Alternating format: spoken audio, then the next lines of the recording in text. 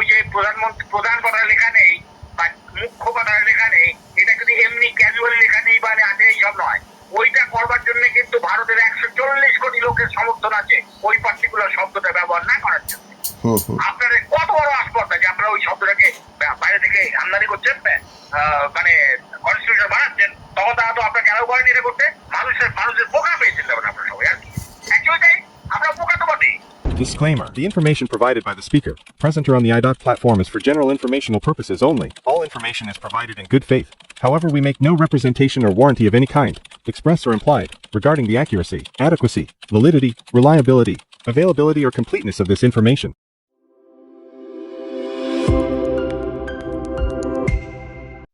Hello, হ্যাঁ doctor রায়, আমি সুজিত বলছিলাম। হ্যাঁ হ্যাঁ, নমস্কার। নমস্কার। বলছি যে রবীন্দ্র জয়ন্তীতে শপথ গ্রহণ হয়ে গেল আমাদের নতুন মুখ্যমন্ত্রী শুভেন্দু অধিকারীর, এবং মানে বিশাল সমাবেশ ব্রিগেড প্যারেড গ্রাউন্ডে। বিজেপি শাসিত 20টি রাজ্যের মুখ্যমন্ত্রী উপস্থিত হলেন রাজনাথ সিং, উপস্থিত হলেন অমিত শাহ, সর্বোপরি নরেন্দ্র মোদী। রাজ্যপাল মিস্টার রবির কাছে শপথ বাক্য পাঠ করলেন প্রায় 4-5 জন। তার মধ্যে মুখ্যতই যেহেতু পরিষদীয় দলের নেতা কাল রাতেই নির্বাচিত হয়ে গিয়েছিলেন, স্বাভাবিকভাবেই তাকেই মুখ্যমন্ত্রী হিসেবে প্রজেক্ট করলো বিজেপি, এবং আজকে উনি শপথ নিলেন, এবং সেই শপথ নিলেন বাংলা ভাষাতে। যেহেতু বাঙালিয়ানার একটি বিষয় রবীন্দ্র জয়ন্তীর ব্যাপার, এবং তার সঙ্গে ওখানেতে যে পরিবেশটা গড়ে তোলা হয়েছিল, বাংলা সংস্কৃতির বিভিন্ন স্টল তৈরি করা হয়েছিল। যাই হোক, তো আপনার যে কথাগুলো এর আগে আপনি আমাকে বলেছিলেন 2টি পয়েন্ট। একটা হচ্ছে ভারতীয় সংবিধানের ধারা অনুযায়ী যে কোনো এই শপথ বাক্য ইংরেজি বা হিন্দিতে নেওয়াটা বৈধ, অন্য ভাষায় নেওয়াটা বৈধ নয়, এক। আর 2 নম্বর বলেছিলেন যে ওই ভারতের প্রধানমন্ত্রী বা রাজ্যের মুখ্যমন্ত্রী বলে কোনো শব্দ সংবিধানে নেই, শুধু মন্ত্রী হিসেবে অভিহিত করারই একটা বিষয় সংবিধানে উল্লেখ করা আছে। এই ব্যাপারটায় আজকে যা ঘটলো, অর্থাৎ আমি এই রবীন্দ্র জয়ন্তী 9 মের কথা বলছি, সে ব্যাপারে কি বলবেন? হ্যাঁ, প্রথমে কারেকশন একটু করা দরকার। সংবিধানে ভারতের প্রধানমন্ত্রী কিংবা কোনো রাজ্যের মুখ্যমন্ত্রী এইরকম শব্দবন্ধ নেই। প্রধানমন্ত্রী বা মুখ্যমন্ত্রী অবশ্যই আছে, কিন্তু ভারতের প্রধানমন্ত্রী অথবা কোনো রাজ্যের মুখ্যমন্ত্রী এই ধরনের শব্দবন্ধ সংবিধানে নেই। এটা হচ্ছে এক। 2 হচ্ছে এই যে শপথ গ্রহণ, এইটা কি ব্যাপারটা আসলে একটু আমরা অনেকে বুঝতে পারি না। শপথ গ্রহণটা কিন্তু একটা ছেলে খেলা নয়। শপথ গ্রহণটা না করা পর্যন্ত নতুন গভর্নমেন্ট তৈরি হচ্ছে না। এটাকে আপনি অ্যাপ্রিসিয়েট করছেন? 100 ভাই অ্যাপ্রিসিয়েট আমার করার কোনো অপেক্ষা রাখে না। কারণ হচ্ছে মুখ্যমন্ত্রী শপথ গ্রহণ করার পর তিনি রাজ্যপালকে জানাবেন যে কারা কারা তার ক্যাবিনেটে থাকবেন। ঠিক আছে, এই ক্যাবিনেটে যারা থাকবেন সেই যে মন্ত্রীরা, তাদের শপথ তারপরে ওই রাজ্যপাল ওখানে অ্যাডমিনিস্ট্রেট করবেন। ঠিক আছে, প্রথমে উনি চিফ মিনিস্টারকে নিয়োগ করবেন, তারপরে চিফ মিনিস্টার শপথ নেবেন, তারপরে শপথ নেবেন তার ক্যাবিনেট মন্ত্রীরা। কারেক্ট? ঠিক, কোনো গন্ডগোল নেই না, এটাই তো প্রথা, এটাই করা হয়। কিন্তু শপথটাই আপনি নেবেন, আপনি কি বলবেন সেখানে? মানে আপনাকে কি বলা হবে, আপনাকে কি বলতে হবে? যা না বললে আপনার শপথ হবে না। শপথটা কি বলবেন সেটা কিন্তু আইনে একদম স্পষ্ট ভাষায় লিখে দেওয়া আছে। সেইটা কিন্তু কনস্টিটিউশনের ব্যাপার। আপনি যদি ওই কনস্টিটিউশনে যা আছে সেরকম শপথ না নেন, সেই শপথটি না নেন, তাহলে কিন্তু আনকনস্টিটিউশনাল হয়ে গেল, অর্থাৎ আপনি শপথ নিয়ে নেন। ঠিক আছে, এবারে আপনাকে আমি অনুরোধ কনস্টিটিউশন অফ ইন্ডিয়া বলে যে ইংরেজিটা আছে, অথবা ভারত কা সংবিধান নামে যে হিন্দি ভার্সন আছে, প্রসঙ্গত বলে রাখি এই দুটি কনস্টিটিউশন কিন্তু ভারতে আছে। আর অন্য কোনো ভাষায় কিন্তু কোনো কনস্টিটিউশন নেই। অন্য ভাষায় যেগুলো আছে সেগুলো সবই ওই কনস্টিটিউশন থেকে ট্রান্সলেট করেছে মানুষ। তার কোনো কিন্তু সাংবিধানিক বৈধতা নেই। সাংবিধানিক বৈধতা হতে গেলে সেই কনস্টিটিউশনের ওপরে যারা কনস্টিটিউশন অ্যানাক্ট করেছেন তাদের সিগনেচার থাকতে হবে। কারেক্ট কি কারেক্ট? তারা যদি সই না করেন তাহলে কোনো আইন হবে? একমাত্র ইংরেজি এবং হিন্দি এই যে দুটো ভাষায় লেখা দুটো সংবিধান ভারতে আছে, সেখানে কিন্তু কনস্টিটিউয়েন্ট অ্যাসেম্বলি যারা মেম্বার ছিলেন তাদের সই আছে। সেই সইগুলো ওই কনস্টিটিউশন দুটোকে বৈধ করেছে। বাদ বাকি অন্য কোনো ভাষায় সংবিধানকে আপনি তর্জমা করতে পারেন, কিন্তু সেটা ওই সংবিধানের তর্জমা হবে, সংবিধান হবে না। অর্থাৎ আপনি যখন কোনো শপথ বাক্য পাঠ করবেন বা আপনাকে যখন শপথ বাক্য পাঠ করানো হবে, সেটা হয় ইংরেজি থেকে করাতে হবে অথবা হিন্দি থেকে, কারণ দুটোই সংবিধান আছে, তাই না? তো সংবিধানে যা বলা হয়েছে আপনাকে তাই বলতে হবে। এবারে আপনি ধরুন ইংরেজিটা দেখুন, ইংরেজির 3rd শিডিউলে এই পয়েন্টটা দেওয়া আছে। ধরুন একটা রাজ্য, কোন একটা রাজ্যে মুখ্যমন্ত্রী নিযুক্ত হবেন, সেই মুখ্যমন্ত্রী কি শপথ পাঠ করবেন সেটা লেখা আছে, মানে মন্ত্রীরা কি শপথ করবেন লেখা আছে।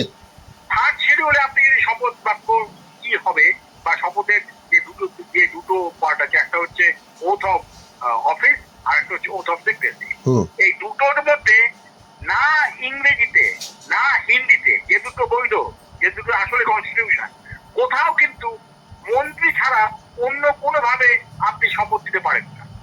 শপথের কোনো প্রভিশন নেই। আচ্ছা, আপনার যেমন ওই কি বলবো, ওই ডিফেন্স মিনিস্টার বা অমুক অর্থমন্ত্রী এই ধরনের কোনো কিছু নেই, বা প্রধানমন্ত্রী অথবা মুখ্যমন্ত্রী এই সমস্ত শব্দগুলো কিন্তু নেই। আছে শুধু একটি শব্দ, তার নাম হচ্ছে মিনিস্টার, আর হিন্দিতে আছে মন্ত্রী। ঠিক আছে? তা আপনি যদি ওই শপথটা আপনাকে যদি অ্যাডমিনিস্টার করা হয় অন্য কোনো ভাবে, অন্য কোনো শব্দ দিয়ে বা বার করে, মানে ডিলিট করে, ওটা কিন্তু শপথ হবে না, তাহলে অসাংবিধানিক হয়ে যাবে ওই শপথটা। মানবেন তো? আপনার অনুমতি নিয়ে মানবো তো নিশ্চয়ই। আপনি বলছেন আইনবিদ হিসেবে, আপনার অনুমতি নিয়ে খালি একটা প্রশ্ন এবং কৌতূহল বলতে পারেন। যেটা বলতে চাইছি যে যেটা আমরা দেখতে পাচ্ছি তথ্যের দিক থেকে, সেটা হচ্ছে 1950-এ প্রথমে আমি দুটো বিষয় আমাদের আলোচনার, একটি হচ্ছে কোন ভাষায় শপথ এবং কোন ভারতের প্রধানমন্ত্রী বা রাজ্যের মুখ্যমন্ত্রী শব্দটা সাংবিধানিকভাবে বলা যায় কি যায় না, এই নিয়ে প্রথমে আমি ভাষার ব্যাপারে আসি। বলা হচ্ছে 1950-এ 14টি ভাষাকে স্বীকৃতি দেওয়া হয়েছিল সরকারি কাজকর্মের ব্যাপারে। 1967-তে সেই 14টি থেকে বেড়ে হয় 21টি সংশোধনী হয়, তাতে সিন্ধি ভাষাটাকেও ঢোকানো হয়। এরপর 1967-র কথা বললাম, এরপর 2003-এ আপনার সংশোধনী হলো 92তম সংশোধনী। সেখানে কোঙ্কনি, বোড়ো, ডোগরি, মণিপুর, নেপালি, মৈথিলি, সাঁওতালি এই রকম ভাষা সরকারি ব্যাপারে ব্যবহার করা যাবে এবং স্বাক্ষরও করা যাবে। এইটা সংশোধনীতে পাশ হয়েছে 2003-তে। যদিও একমাত্র বলা হচ্ছে যে নাগাল্যান্ডেই ইংরেজিটা সরকারি ভাষা হিসেবে রয়েছে, অন্য জায়গায় স্থানীয় ভাষাকেও গুরুত্ব দেওয়া হয়েছে। তাহলে যদি এই সংশোধনীতে এইটাকে স্বীকার করে নেওয়া হয় যে হিন্দি জানে না বা যে ইংরেজি জানে না বা বলতে চায় না, সে তার মাতৃভাষাকে সম্মান জানাতে চায়, তাহলে সে পারে, এরকমই নাকি একটা উল্লেখ রয়েছে। আপনি কি বলবেন?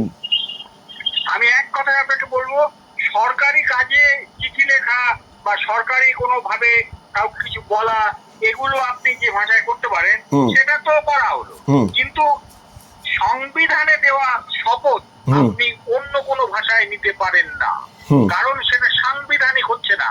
আপনি যখনই অন্য ভাষায় করছেন সেই পয়েন্টটা তো সংবিধান লেখা হয়নি, বলছে কি না আমি হুম হুম। আমি অমুক অমিত তমুক এই করে যে বললাম, হুম। এটা কি বাংলা, এটা কি সংবিধানে কোথাও দেখেছেন? ইংরেজিতে কি দেখেছেন এটা লেখা আছে? না হুম, না। হুম, হুম। হিন্দিতে কি লেখা আছে? না। হুম। মিটে গেল ঝামেলা। হুম। আপনার আইন তো মাত্র দুটো, হুম। ইংরেজি অথবা হিন্দি। হুম। বাদ বাকি কোনো আইনগুলো তো আইন নয়। হুম আপনাকে ওখানে কি বলেছে আপনি সরকারি ভাষা ব্যবহার করতে পারবেন কিনা সেটা আলাদা কথা। হুম কিন্তু কনস্টিটিউশনে আপনি যখন নাকি এই ওথ অ্যাডমিনিস্টার করা হবে আপনাকে, হুম। সেটা হতে হবে ইংরেজিতে অথবা হিন্দিতে। হুম। আপনি বলতে পারেন যে এরকম তো কথা লেখা নেই যে অন্য কোনো ভাষায় দেওয়া যাবে না। হুম তা আমি সঙ্গে সঙ্গে এটাও বলতে পারি এটাও তো কোথাও লেখা নেই যে অন্য কোনো ভাষায় নেওয়া যাবে। কোনটা আছে কি? হুম। নেই না। হুম। তাহলে বেস্ট হচ্ছে যেটা ওখানে আছে যে ভাষায়, আপনাকে সে ভাষাতেই করতে হবে। হুম। কারণ বাংলা ভাষায় তো ওখানে কনস্টিটিউশন লেখা নেই। হুম আপনি তো গুজরাটি ভাষায় কনস্টিটিউশন লেখেননি। হুম কেন বলেন তো? কনস্টিটিউশন তৈরি হয়নি। হুম। সেই গুজরাটি ভাষায় যেটা তৈরি হচ্ছে হুম। তার মধ্যে কি ওই আমাদের কনস্টিটিউয়েন্ট অ্যাসেম্বলি মেম্বারদের সিগনেচার আছে? হুম নেই না। হুম। তাহলে ওটা আইন হলো না। হুম। ওটা আইন হয়নি। হুম আইনটা যেটা আপনাকে আইন মানতে হবে। হুম আপনি গায়ের জোরে কিছু একটা বললেন তাহলে হবে না, আইন হতে হবে। হুম। রাইট? হুম। এটা গেল এক। ভাষার ক্ষেত্রে এইটি হচ্ছে অবস্থা। হুম আমার স্ট্যান্ডার্ড এটাই আইন। হুম। সেকেন্ড হচ্ছে তাহলে এক মিনিট তাহলে কি মাতৃভাষার যে মৌলিক অধিকার দিচ্ছে সংবিধান, সেটাকে আমি প্রয়োগ করতে পারবো না?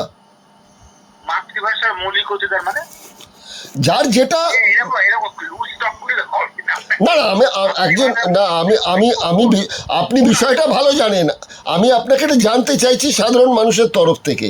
হ্যাঁ হ্যাঁ হুম হ্যাঁ, মাতৃভাষার মৌলিক অধিকার অধিকার আপনি সবকিছু বলুন। আপনাকে তাহলে অ্যামেন্ড করুন কনস্টিটিউশনটা। আপনি বলে দিন না কনস্টিটিউশন অ্যামেন্ড করে যে ওখানে যে কোনো ভাষাতেই আপনি এই ওটাকে অ্যাডমিনিস্টার করতে পারবেন। হুম এটাই বললে লিমিটে গেল। হুম। আপনাকে আলাদা কোনো কিছু করতে হবে? সেরকম করেছে? হুম। সেরকম কোনো কিছু করা হয়েছে কি? আমি জানতে চাইছি। করা না হয়নি। আমার জানা নেই, আপনি বলুন। আমার জানা নেই। আমার জানা নেই কারণ আমি জানি কি করা হয়। হুম অ্যামেন্ডমেন্ট যেটা হয়নি আপনি সেটা অ্যাপ্লাই করতে পারবেন না। হুম আপনি জেনে রাখুন এটাকে বলে পজিটিভ ল। পজিটিভ মানে হচ্ছে যে লটা পজিশনে আছে এই মুহূর্তে। এই মুহূর্তে যে ল আছে, যে লটা আছে ওইটা অ্যাপ্লিকেবল। হুম ওটা কি হওয়া উচিত বা অনুচিত এগুলো কথা নয়। হুম আপনি জানেন সেটা হচ্ছে যে আপনি দুটো ভাষাতেই মাত্র সংবিধানের অস্তিত্ব আছে ভারতে, একটা ইংরেজি একটা হিন্দি। আপনি এই দুটো ভাষা বাদ দিয়ে আপনি কোনো ভাষায় যদি করেন সেটা তো অলরেডি আইনসঙ্গত হচ্ছে না।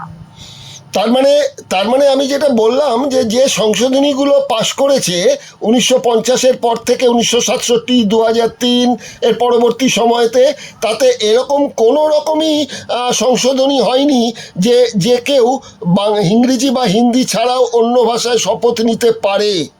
না, এরকম কোনো সংশোধনী কোনো রকম দুটো কনস্টিটিউশনের কোথাও করা হয়নি। আচ্ছা, তাহলে যদি না করা হয়ে গিয়ে থাকে, আমরা যা দেখতে পাচ্ছি অন্তত বাংলার ইতিহাসের দিক থেকে দেখতে পাচ্ছি, যেটা আমি ধরুন 1977-এ জ্যোতি বসুর বামফ্রন্ট সরকারের যে বিষয়টা, সেখানে আমরা দেখতে পাচ্ছি প্রথমবার এবং যতবার জ্যোতিবাবু নিয়েছেন শপথ ততবার ইংরেজিতেই নিয়েছেন। কিন্তু তার আগেরগুলো জানা নেই, আমার মনে হয় সম্ভবত সবই ইংরেজিতে হয়েছে। না, সেখানে এটা তো ইংরেজিতে ভাষার ব্যাপারটা গেল।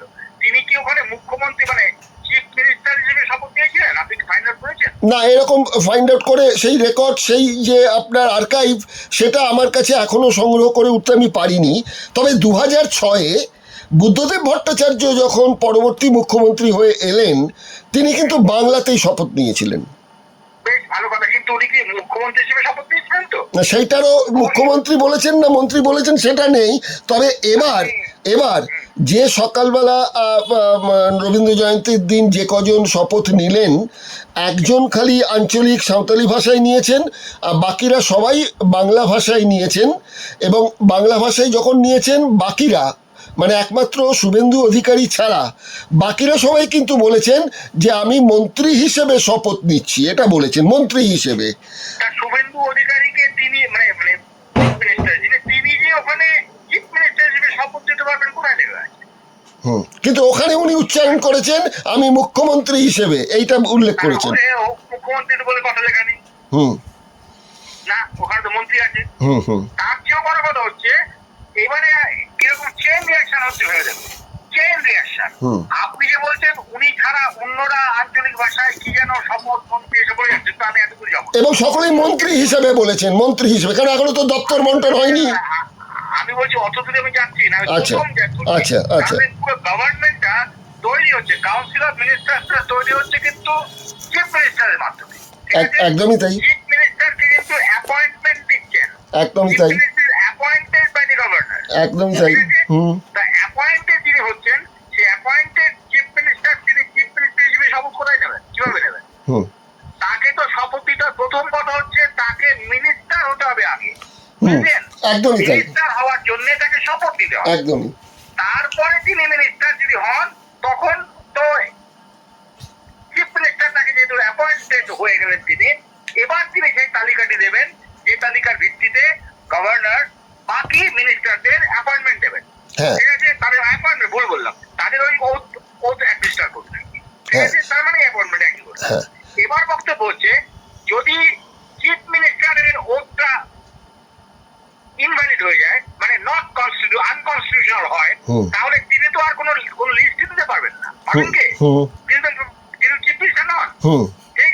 যদি না হন চিফ মিনিস্টার, তাহলে তিনি যে তালিকাটা দেবেন, সেই তালিকাটার কোনো বৈধতা থাকবে কি? আইনত এবং যুক্তির দিক থেকে তো হয় না। তার মানে চিফ মিনিস্টার যদি অ্যাপয়েন্টেড না হয়ে থাকে, চিফ মিনিস্টার যদি তার নিজের চেয়ারে গিয়ে না বসে থাকেন, তাহলে বাদ বাকি একজনও চেয়ারে বসতে পারবে। তারা চেয়ারে বসার যোগ্যতাই দেন নেই, কম্পিটেন্ট থাকছে না, তারা তো ওটা নিতেই পারবেন না। তাহলে তো এই বিষয়টি বললেও বাংলা এবং ইংরেজি এবং হিন্দি এই ভাষাতেও বললেও তাহলেও হচ্ছে না, কারণ তাদের তো কম্পিটেন্স আসছে না।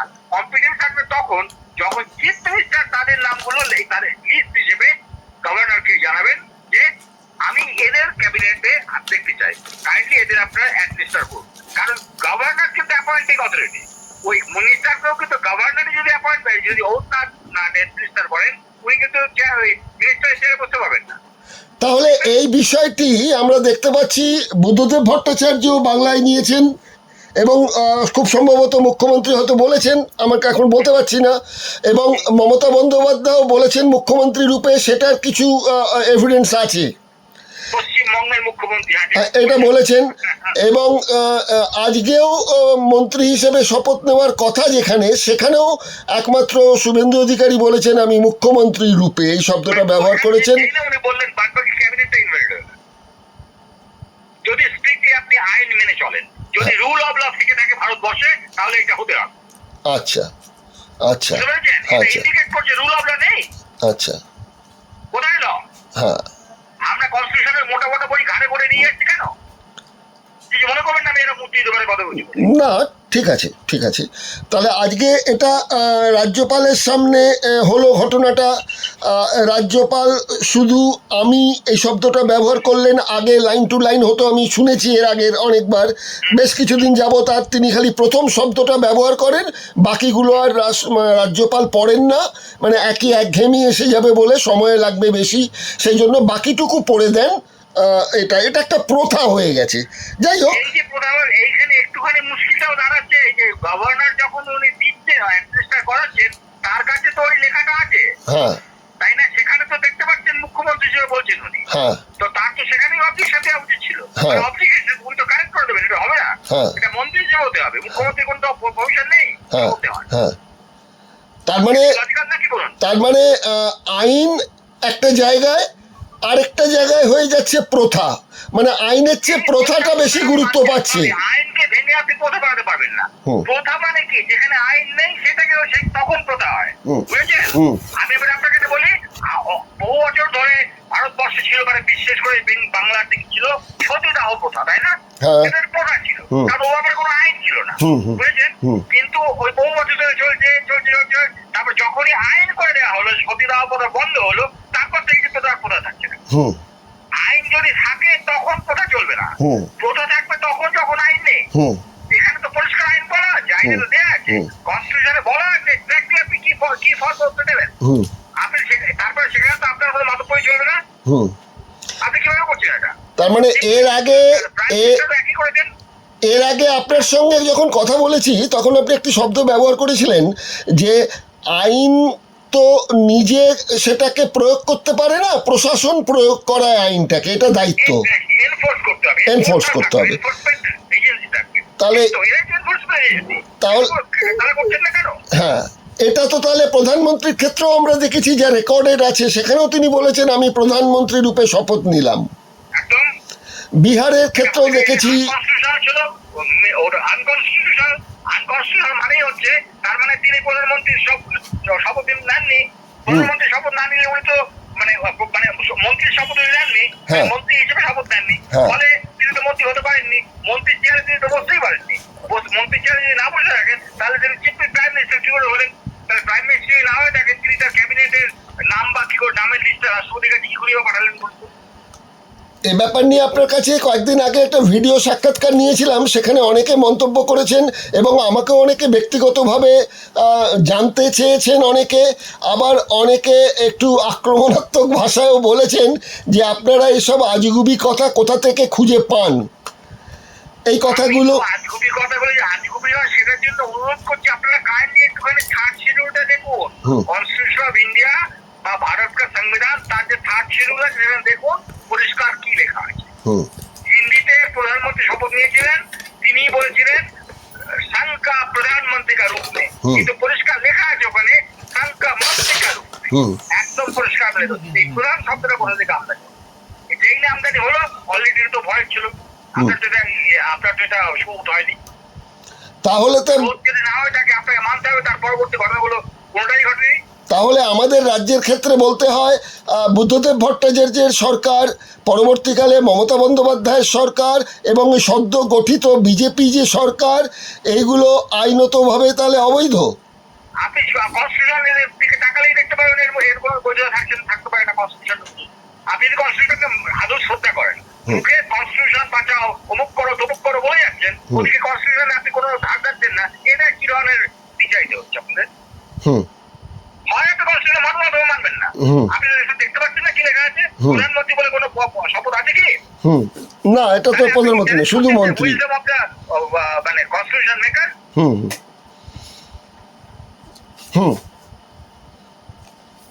এইখানে তো আমার আপত্তি না, এখানে আইন তো আটকাচ্ছে, কিন্তু কেউ কিছু বলবো না, না যদি বলে আমি তো আপনাকে দেখিয়ে দিচ্ছি, পয়েন্ট আউট তো করে দিচ্ছি। তাহলে বলুন যে আমি ভুল করছি, তাহলে মেনে নেবো। মেনে নেবো শুধু রাস্তায় শিফট করতে বা আলবে ডিলাইটেড আলবে একটা এনলাইটেড যে ওখানে আমার বই জানা ছিল।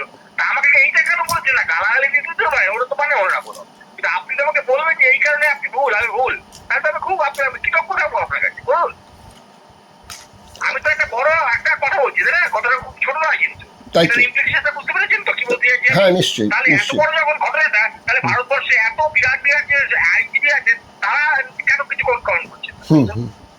আমি কি করতে পারি? তারা কেন করছেন না? আপনি তাদের কাছে জিজ্ঞেস করুন যে এই লোকটি বলছে কি পাগল নাকি নাকি আমরা সবাই মূর্খ হয়ে বসে আছি। আচ্ছা, তো যাই হোক, আমাদের একটা আমাদের ওই যে আপনি না বলেন মৌলিক কি ফান্ডামেন্টাল রাইট, মৌলিক অধিকার বলেন, আরে আমাদের মৌলিক দায়িত্বও আছে, আপনি ওটাও দেখুন। আর্টিকেল 51A তার মধ্যে পরিষ্কার মৌলিক দায়িত্বগুলো দেওয়া আছে। আমরা সে ব্যাপারে কিছুই জানি না, নাথিং। তাহলে আমরা কি জানিটা কি? তো এটা তো পরিষ্কার দেখতে পাচ্ছি আইন অনুযায়ী কোনো সরকার তৈরি হতেই পারে না, ভয় নেই। কারণ আপনি চিফ মিনিস্টার বা প্রাইম মিনিস্টার কাউকেই বানাননি আপনি কনস্টিটিউশন অনুযায়ী। তো আপনি না বানিয়ে থাকেন তাহলে বাদ বাকিগুলো তো সব তো ভয় হয়ে যাচ্ছে। তাহলে একটা কথাই দাঁড়াচ্ছে যে আমরা জ্ঞানত বা অজ্ঞানত আমরা সংবিধানকে আমরা লঙ্ঘন করে চলেছি। একদম একদম। কিন্তু সবচেয়ে ভাইরাল হচ্ছে লঙ্ঘন করে চলেছে আপনি অজান্তে, আমি তার একটা চুক্তি আছে, আমি যা বুঝতে পারিনি, জানি না। কিন্তু সেটাও যদি হয় আপনার কনস্ট্রাকটিভ নলেজ আপনার থাকবে, এটাই ধরে নেওয়া হবে, এটা আলাদা কথা। কিন্তু আপনাকে পয়েন্ট আউট করার পরেও আপনি একই কাণ্ড চালিয়ে যাচ্ছেন কিভাবে? কিন্তু আজকে থেকেই বলছি এই কথাটা, আজকে না কিন্তু প্রায় 10 বছর 15 বছর আগে থেকে একই কথা বলছি। আচ্ছা, এই বিষয়টা প্রত্যেকের পক্ষে তো আর মামলা করা সম্ভব নয়।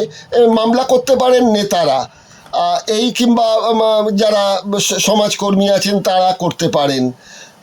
এটা নিয়ে কি আপনার আরটিআই করা যায়, করে মানুষ জানতে পারে? আচ্ছা, এটা কি আপনি সেরকম কিছু একটা করে প্রামাণ্য নথি কিছু রেখেছেন? বুঝতে পেরেছি, ব্যাপারটা আর কি, গলাটা ঝুলে খাইয়ে দিতে হবে। একটু নিজেদের চুলে খান না গলাটা। আমি তো আমাকে দেখে দিলাম, এই তো বটে আরটিআই করুন। আরে আরটিআই করতে কিচ্ছু লাগে না, 10 টাকার একটা স্ট্যাম্প দিতে হবে, সেটা আপনার ওই অনলাইনে কিনে দেন, আর কিছু করতে হবে ওইটুকু। আপনি যে কোনো লোককে বলুন, আপনি নিজে অনলাইনে করতে পারেন, আর করুন না, করুন না, ইন্টারেস্টিং করুন। তাহলে অন্তত বোঝা যাবে যে আমাদের মধ্যে চেতনা আসছে। আচ্ছা, চেতনার যে আসছে তার প্রমাণ দিন। আপনি ভালো পয়েন্ট তুলেছেন, করুন না। কেউ অনেকেই তো করতে পারেন, করুন। এটাকে করতে পারেন, কেউ কি প্রধানমন্ত্রী হিসেবে শপথ দিতে পারেন? আপনি জানতে চান, আপনি আরটিআই করেন, দেখা কি বললো না। ছোটবেলা আমরা দেওয়াল লিখনে পড়েছিলাম, শিক্ষা আনে চেতনা, আর চেতনা ঘটায় বিপ্লব। হ্যাঁ, হ্যাঁ, ঠিক। কিন্তু তারপর সেটা কিন্তু দেওয়াল লিখন থেকে উধাও হয়ে গেছে 70-এর দশকের পর থেকেই। হ্যাঁ, কি বিপ্লব, কি বিপ্লব।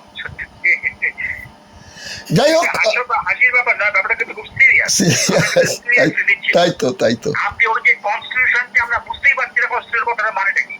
কনস্টিটিউশন যে কথা লেখা আছে, ওই যে প্রধান কথা লেখা নেই বা মুখ্য কথা লেখা নেই, এটা কিন্তু এমনি ক্যাজুয়াল লেখা নেই বা আছে এইসব নয়।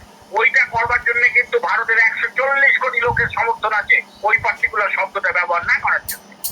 আপনাদের কত বড় আস্পর্ধা যে আপনারা ওই শব্দটাকে বাইরে থেকে আমদানি করছেন।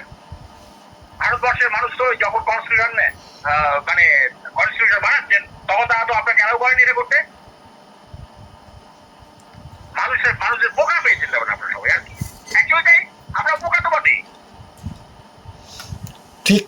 তো আপনার এই বক্তব্য আমি দিগদর্শনের আমাদের যারা দর্শক বন্ধু বা শ্রোতা বন্ধু যারা আছেন তাদের কাছে এই প্রশ্নটা রাখলাম। এইটাই তো আমাদের দায়িত্ব, অজানা তথ্য তুলে ধরা। সেটাকে তুলে ধরার চেষ্টা করলাম আমাদের সীমিত ক্ষমতার মধ্যে। আপনাকে অসংখ্য ধন্যবাদ। আপনি এই বিষয়ে আমাদের একটি আলোকপাত করেছেন একটি গুরুত্বপূর্ণ প্রশ্ন নিয়ে। একদম একদম। হ্যাঁ, ব্যক্তিগত ব্যাপার নয়, এটা ব্যক্তিগত নয়, আইনি ব্যাপার রয়েছে। হ্যাঁ হ্যাঁ, ঠিক আছে। তাহলে আজকে অনুষ্ঠানটা এখানেই শেষ করছি ডক্টর রয়। আবার এরকম আইনি কোনো বিষয়েতে যদি কোনো কৌতূহল হয় বা কোনো দ্বিধা তৈরি হয় বা জানার ব্যাপারগুলো থাকে আমাদের দর্শকের কাছে পৌঁছে দেওয়ার জন্য, তখন আমরা কিন্তু আবার আপনাকে একটু বিরক্ত করব। নমস্কার, ভালো থাকবেন।